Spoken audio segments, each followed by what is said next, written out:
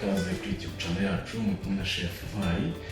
Ngiye kuri ukuntu bategura ka breakfast kari so easy koroshye kandi gafata mu nda cyane observateri abantu bagira akazi bajya batinze. So tujyane mu buryo koresheje ibikoresho bisanzwe biboneka hose. Njye nakoresheje ibirayi 3 byonyine, nkoresha igitunguru cy'umweru ariko utanagifite cy'umutuku bagikoresha, nkoresha agapavuro gatoya umuntu nagaseho, nkoresha amagi 3 yonyine, nkoresha black pepper, uramutse uyifite ukoresha black pepper nta kibazo, nkoresha paprika, nkoresha na garlic powder ariko utanayifite nayo bakoresha tungurusumu zisanzwe hamwe n'umunyu. Ibindi bikoresho twifashisha gutegura breakfast yacu so easy, yihuta kandi inafata mu nda. Twihuse rero turatangira turi kurapa ibirayi. Nakarape nako mu isoko kagura amafaranga y'akabura, gafite impande bitewe n'ingano ko iraza kubingana ariko kizo gukoresha ngaha nini. Tugatangira tubirapa.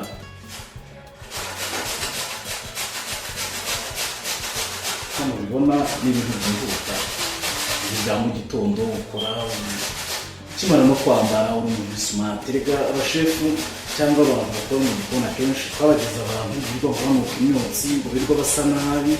Aya ubu tugomba gukora ibintu bisa neza nta kintu kimwe twishe kandi tukajya mu kazi kacu neza. Uko mubibona kubirapa birihuta.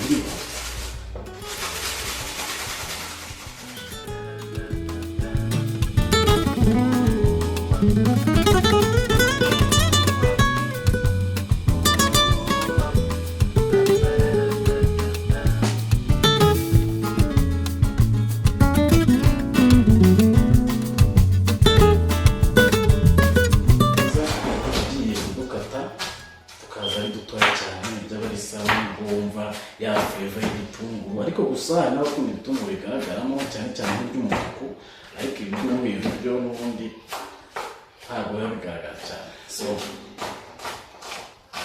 n'abantu muvuga ngo mutinyuka ibitunguru ngo birajya mu maso, umuntu igitunguru azi ko kimujya mu maso igishatse tukakirambika mu mazi. Yani inama ndagiye tukakira mu mazi mbere y'uko gikata nk'itanu, aho ngaho bibaye gusa.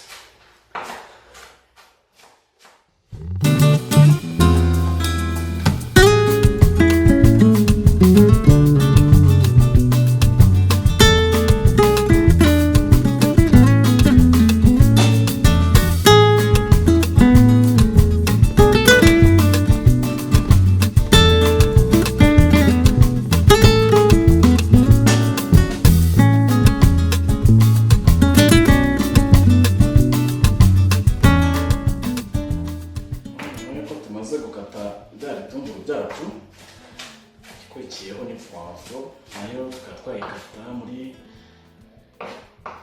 utuntu dutoya.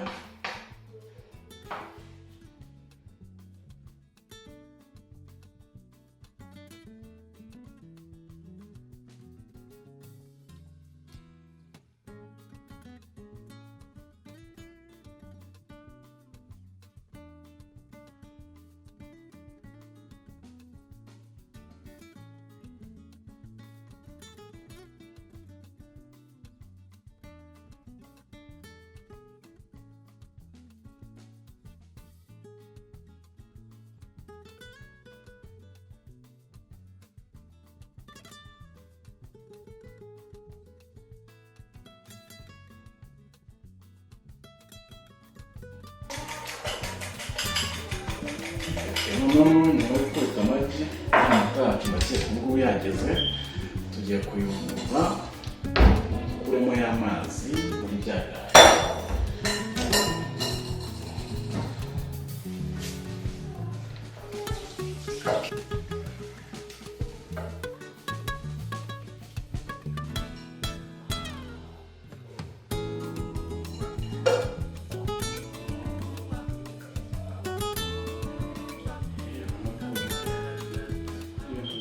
Utamufite n'aka kantu washyira mu funiko kw'isafuriya cyane ko amazi akamukamo yose nta kindi, cyangwa wabona adakamutse neza ugahita ubyimura ukabikura mu yindi safuriya ukanyuza ku kariro gakeya amazi ahita ashiramo. Ubwo tumaze gukuramo aya mazi tugiye gukomeza gahunda zacu. Ubu ngubu ikurikiyeho iyi ni ipanu isanzwe niyo turifashisha nayo mu bikoresho byacu n'amavuta. Ipanu tubanza tuyishyireho gakeya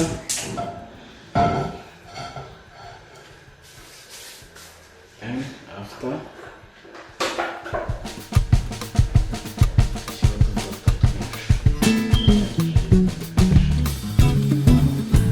ntabwo ari neza ku buzima, ntabwo murabizi namwe mwese. Ngo muri icyo gihe sasa muri ya magi yacu turashyiramo ka black pepper gakeya karinganiye, gakeya katari kenshi. Dushyiramo paprika itari nyinshi gake. Dushyiremo na ya garlic powder itari nyinshi, karinganiye hamwe n'akunyu gake rwose katari kenshi. Ubundi bivangane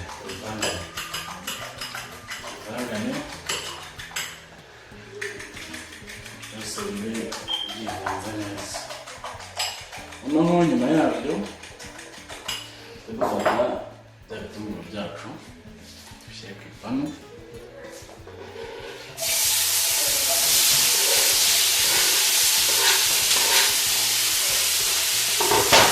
Tubifashe tangire bigaragure nk'abashefu,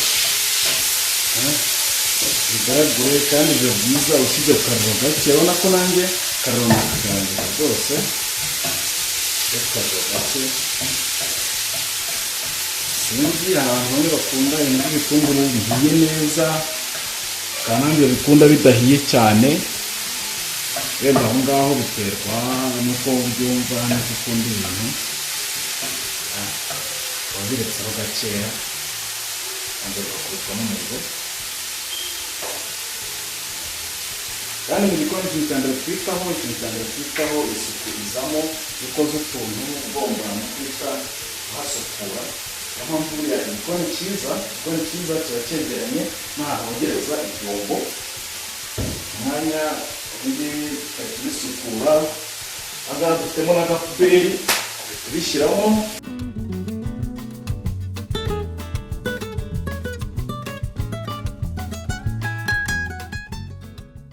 Iyo utangiye kubona agatunguru gatangiye gusa nk'agahinduka ukuntu, abana bya bindi byanyu mwazanye ngo byo by'igitunguru ngo gishya uko cyashiririye, ufata bya birayi byawe ukabishyiramo ukavangana neza rwose, ukabivangana ku buryo tubona ko aho utuntu tugize.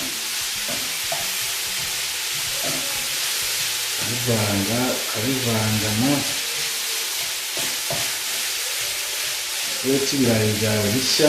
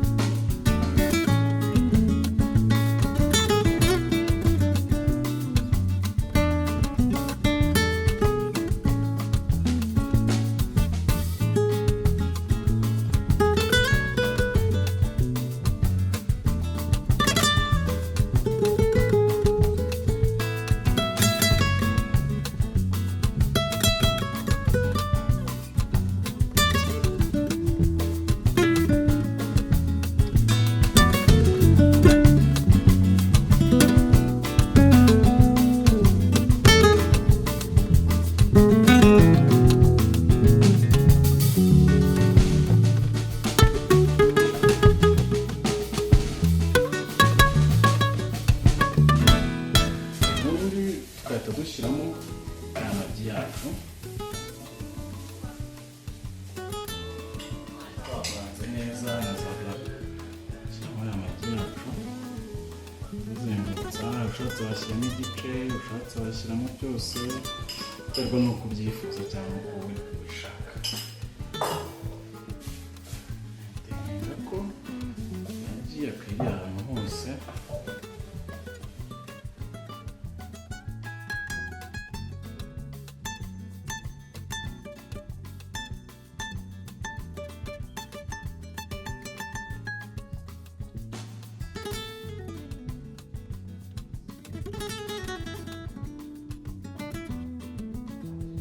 abantu muzi guteka umuleti murabizi ukuntu ugenda weguraho agace gato gato ureba uko bimeze ni nkako ntabwo ari ibintu bigoranye rwose ni nkako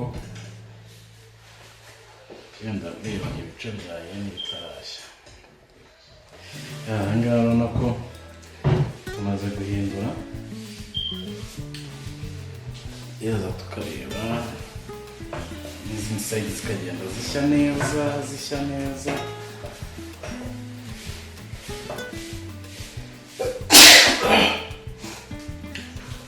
ahangaha ubundi ugomba kuba wanashyizeho icyayi ahangaha ubundi kuri indi shyiga umuntu ufite gaze ufite amashyiga abiri cyangwa atatu cyangwa se imbizi waba uri no gutegura icyayi ku ruhande ku buryo ki ahangaha biraza kuboneka uhita nawe usuka n'icyayi unywa tujya ku kazi rebe indi sayidi aho igeze ishya aho biri kugenda biza rwose noneho twatangira kwitegura gufata buka breakfast kacu twatangira tukamukameza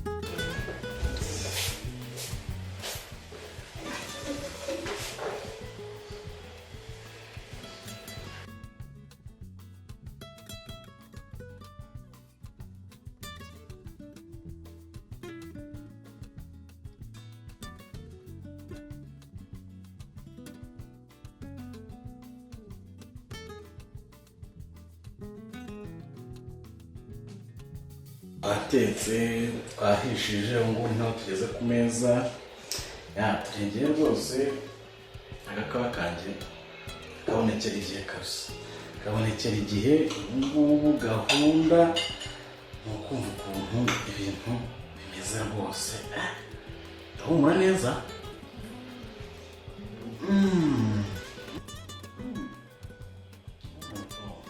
nifuje kurya ibintu pe